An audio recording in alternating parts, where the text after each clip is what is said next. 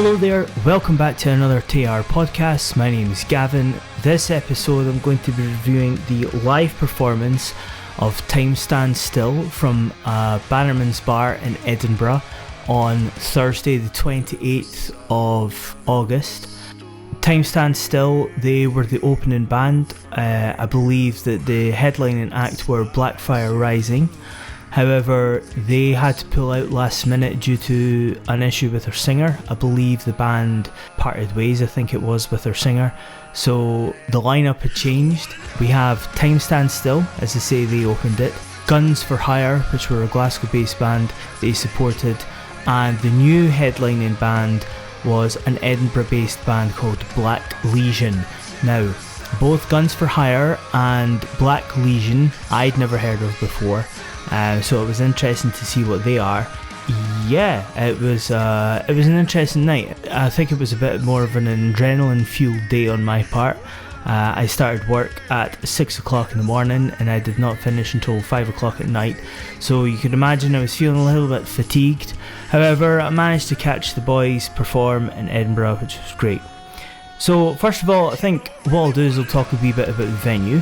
Bannerman's Bar is, again, it's on the corner of, is it Nidri Street and Cowgate in Edinburgh. So it's down that neck of the woods. Part of the old sort of tunnel system. Very, very fascinating. It's a very kind of stony pub. A lot of archways in it as well. So it's quite interesting and narrow to navigate. The toilets are a bit of a nightmare. But they are signposted. They're hiding at the back of the building, so you kind of have to snake your way past the bar and the gig room itself and then get into it. There's two doors actually, because it's on the corner, so you can enter both from Cowgate as well as Nidri Street, and then the bar's kind of there in front of you in either way which direction you come in. It kind of horseshoes around, so as I say, when you have to go past the bar through an archway and then turn right, head down to the bottom of that corridor, and then you'll turn left and then you'll see signs for the toilets. As you come out the toilets, you'll be looking through another corridor which is perpendicular to the one that you came down, and you'll notice that there's another archway. You walk through that and you kind of get the back of the bar as well. It's a little confusing, but the people that have been there, they'll understand what I'm talking about. The gig room itself, I'm not actually quite sure what the capacity is. I could say it would hold at least 100, possibly 120. It is a decent sized room. I think Time Stands Still had the most members, if I correctly remember. Yeah, there was 5 of them, and they had plenty of space to move around on stage. So like room width wise, it was decent, and then length wise as well. You know, it was perfectly proportionate for sort of the size of venue that it is.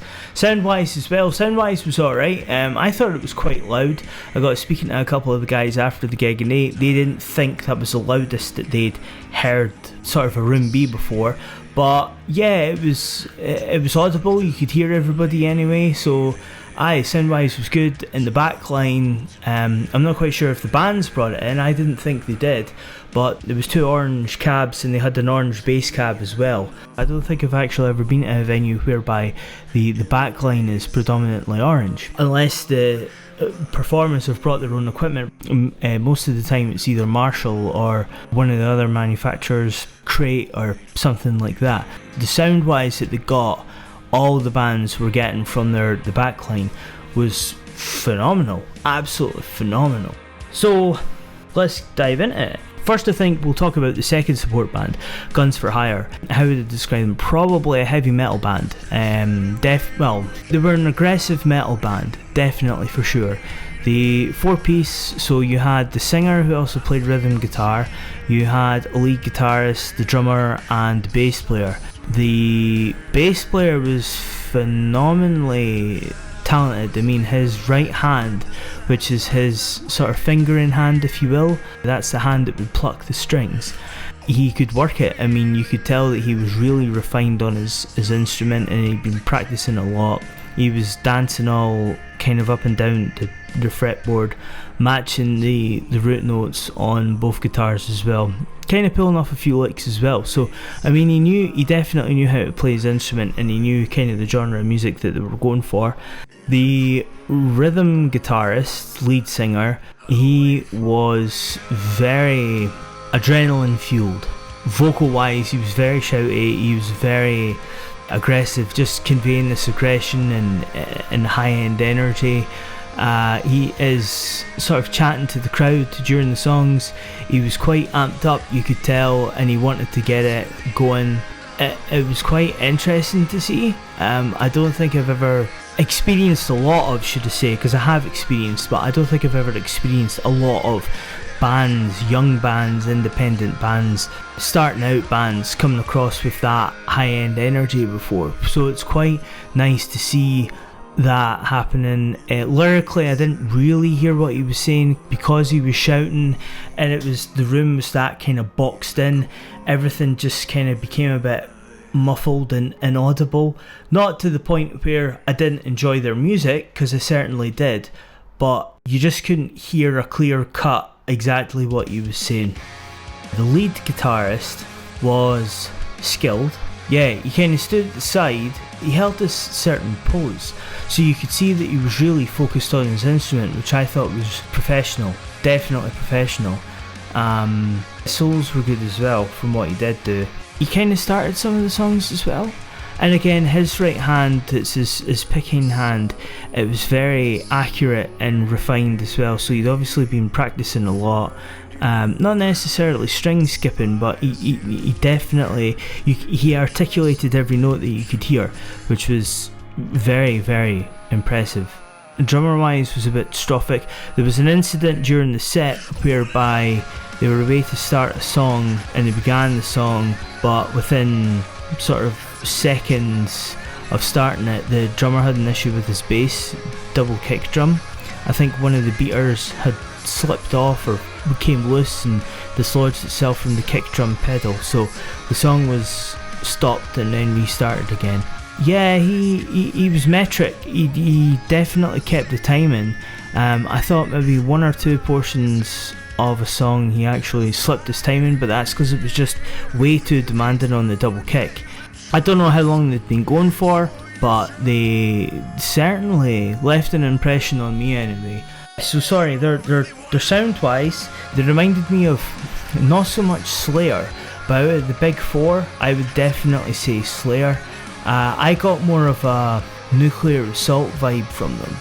Certainly the vocals and the drumming and the guitar tones, they made me think of Nuclear Assault, and I think maybe Testament. I remember the lead guitarist wearing an Obituary t-shirt. Now I'm not too familiar with their sound. If I can recall correctly, it was more of a raw thrash metal tone from the album that I checked out, and that kind of best describes their sound. I mean, they weren't full on thrash metal because there was a lot of similarity to Iron Maiden as well, so I class Iron Maiden as a heavy metal band, or Judas Priest, a bit of a heavy metal band, so there was elements of both of those bands there in Guns for Hire's sound, so it was definitely a complete contrast to Time Stand Still, who are more of a rock. But on saying that, I did enjoy their set, and I'll definitely check them out on social media because it would be nice to see them. As I said, they're a Glasgow based band, and they tend to perform, I think, more shows through Glasgow way than what they do in Edinburgh. So the next time, yeah, I'll need to check out for them and go and see a show in Glasgow. I think that, I can't remember if they said that they released singles or not, but I'm sure they've got social media pages and music available to stream or listen to online. So yeah, definitely check them out. Their name was Guns for Hire, and they were an interesting band. Okay, so second band of the night, I'm going to talk about Time Stand Still. As in one of the last podcasts that we've done, I reviewed Time Stand Still performing at Perth Theatre when they supported We Came From Wolves. That was the first time that I'd ever heard of the band, and I was immediately impressed with them. I thought all of them could perform their instruments well, and Liam's vocals were phenomenal. His engagement with the crowd was really phenomenal as well. This time round, I feel that the venue was different, so the actual character that I received from the gig, it was totally different. Chris Ward, who's one of the guitarists, if not you could class him as a lead guitarist, and then Gav, who's the other guitarist, and Liam, I believe they've all had previous band experiences, so they were quite naturally happy to be sort of performing live on stage. On the first time round, Ian was the bass player, and he was good. I don't have anything negative to say about him. He kind of just felt like he was almost hiding in a corner. But this time round, maybe it's because I was at the different angle to him, he totally felt more comfortable on stage, and he was giving it his all. His bass guitar sounded phenomenal. It was clearly cutting through the mix. If not, maybe it was a wee bit too loud. That's just my personal opinion. But oh man, it sounded amazing. He was really, really good, and you could tell that he was getting a bit more comfortable on the stage. But the most important thing that I seen was David Stobie, aka the Stobinator. He was so cool. Yeah, he kept the beat. He was extremely metric. There was no flaws on his part. Once again, he was flawless. But he sat there and he was concentrated on what he was doing, and he was performing the fills. He's a very heavy hitting drummer, so he's definitely got a lot of energy stored with him, which I think is phenomenal. And I wish the guy all the best, because again, this is his third gig. I think Ian's kind of the same. I think this is about his third gig that he's performed, so it's going to take them a while to kind of loosen into it and feel a bit more comfortable playing live. But the fact that both of them love performing and being a part of that band is a major bonus for performing live, because they'll eventually get into a natural rhythm, and it'll take them a lot less time than, for example, it took me, because I'm still a bit apprehensive and nervous of playing live and thinking wrongly about it. Instead of focusing on what I'm doing, I'm focusing more on, is the sound okay, and can everybody hear me, and what's everybody's thoughts. Whereas it feels like both David and Ian, they're just focused on their instrument, and I highly respect that. I wish I had the capability of doing that. But anyway, yeah, David, I remember making the comment last time that I wish David would kind of open up a bit more. I felt there was one or two times where I thought, he's getting into it, and he is still getting into it, but when there's a contrast between what I mean for David to do, which is open up a bit more, to what the Black Legion drummer was doing, and I'll explain more about that in a minute. But yeah, David, absolutely fantastic. My eyes were on him. If they weren't on Liam, in fact, I think that's unfair. I think they were kind of evenly gazed upon, but mainly for me, that I keep looking at Gav, because Gav pulls off some fun antics on stage, and it just makes me so happy to be there to see them and watch them perform live. But Liam's charisma, his vocal charisma, is just incomparable. Apart from Louis from Bad Actress, I don't think I've been to any other band whereby the singer is so charismatic as what Liam is. Liam has got such an amazing attitude for performance. He owns that spotlight, and it's just an absolute joy to see, and he sounds phenomenal as well. I mean, the things that you can do.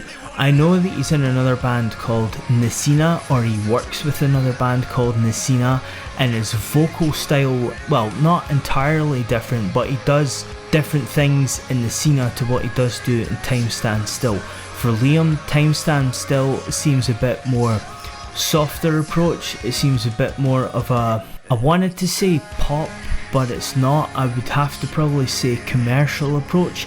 So Liam's a lot like his vocal range. He doesn't growl or shout much. I have seen him do it a couple of times in both performances live, which totally shocked me because he sounds phenomenal. But with his project Nasina, I think he has a bit more of like a rappy voice and a bit more of a shouty, sort of screamy, growly voice. Again, it's just what fits the music. But with Time Stand Still, Liam's vocals are very powerful in the sense that they fit it exactly to a T, and he doesn't waver his position and throw the sound off by doing something a bit daring. Personally, I think they're absolutely brilliant. I thoroughly enjoy going to see them, but professionally, watching such a young band perform live, knowing that two of the members are not as experienced like the other three, it's phenomenal.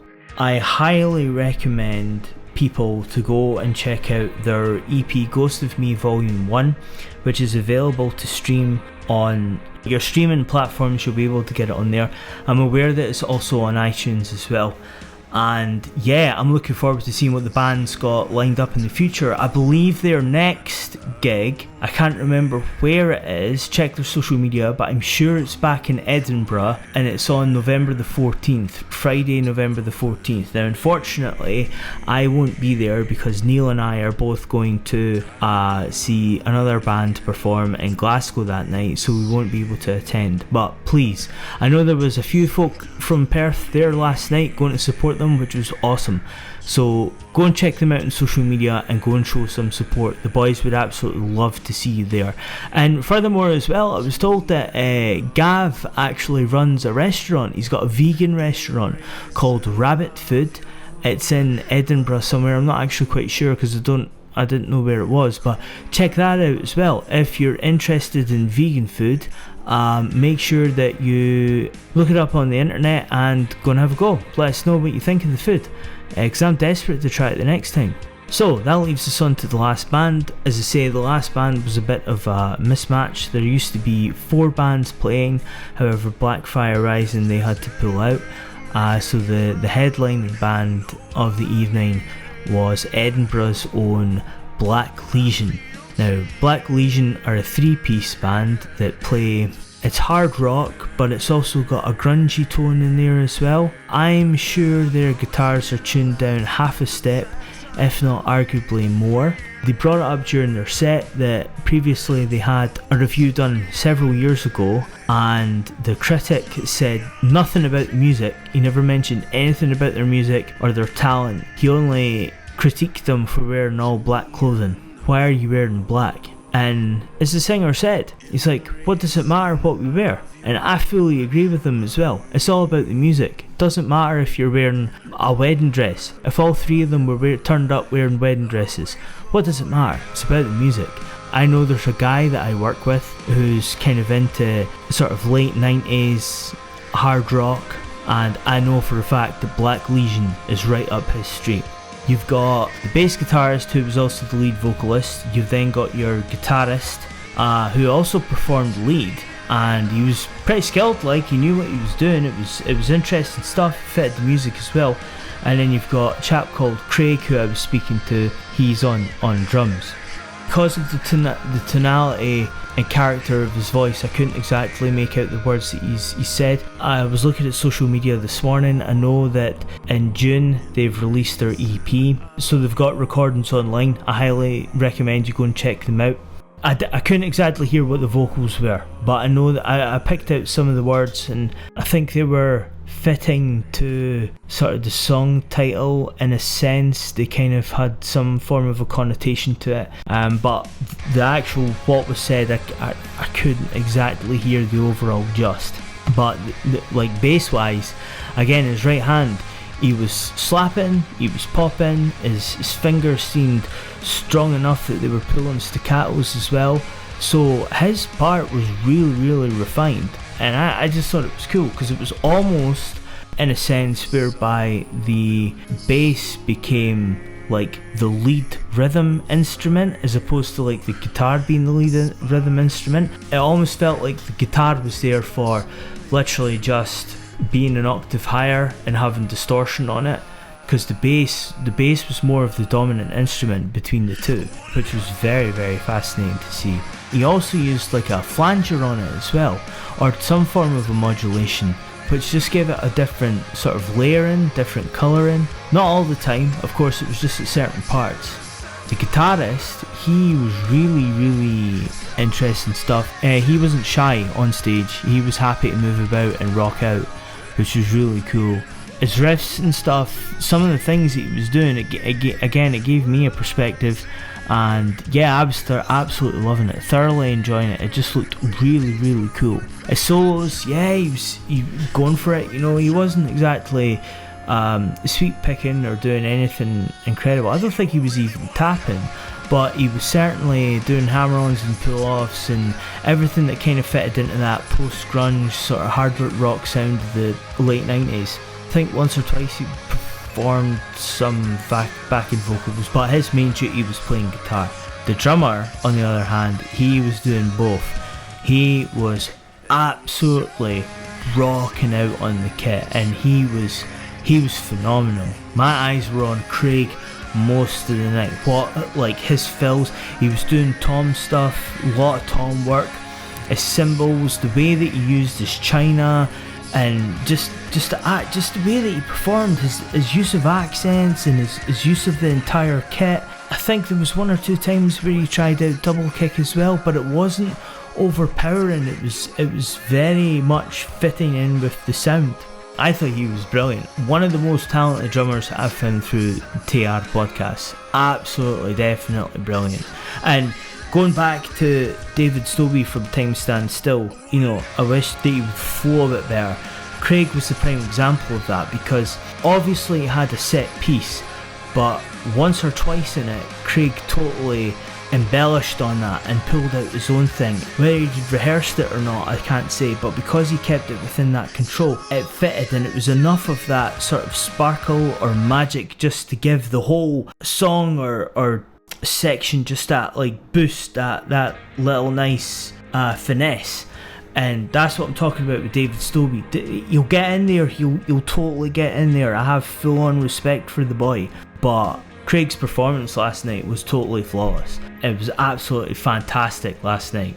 They've released their EP, I can't remember what the name was, but I believe they had a EP launch at Sneaky Pete's in Edinburgh, supported by one band, so they've got music out online. I definitely highly recommend it. I'm going to be sending it to my friend because I know he's going to jump at them.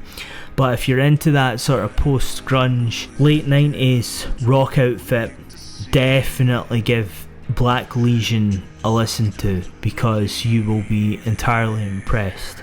I was actually really surprised about the choice of bands that came last night. Now, I don't know if it was a random thing that was put together or who contacted who, but kind of Time Stand Still, they were more of the softer band. Nothing wrong with that, of course, but definitely it was a nice sort of eclectic mix. Whereas Guns for Hire and Black Legion, they had a bit, like, there was a bit of heaviness in them, so they had a bit of a stronger tie. So yeah, it was a great night at Bannerman's. I don't think the crowd was as big, but I mean there was certainly a versatility in the age group, which was pretty cool.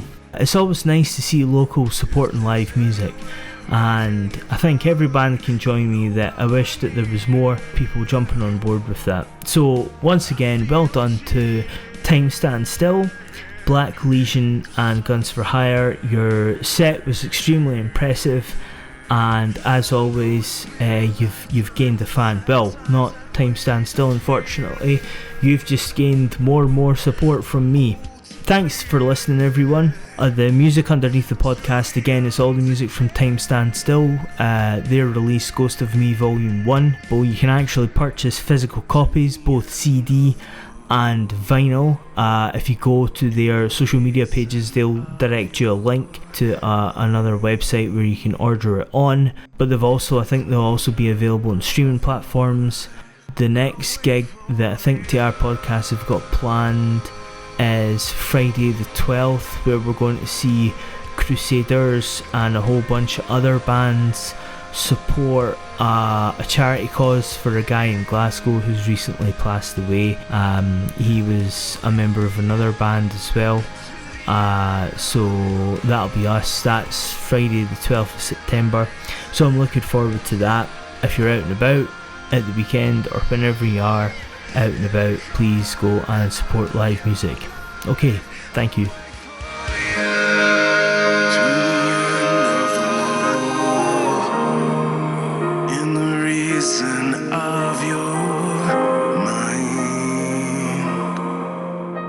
cool.